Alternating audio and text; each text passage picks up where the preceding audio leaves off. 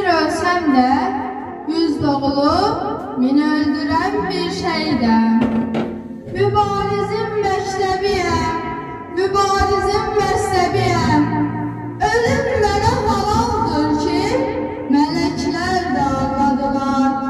Mən demedim, Kur'an dedi, İmam Hüseyin əskeriyem. Mən qulağımda donup qalan, qarlar üstə bir şeydən.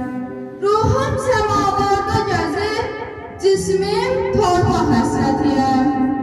Sən vətəni sevirsənsə, anladın ki, demək ki mən. Ölmək ilə unudulmam, unudulsam mən ölərəm. Mən sağ ikən, paramparça qəlbi olan bir şeydən. Bayrağımın, torpağımın mən doluyam, köləsiyəm, bahadıram. Göz yaşımda bu şeirimi yaza bildim.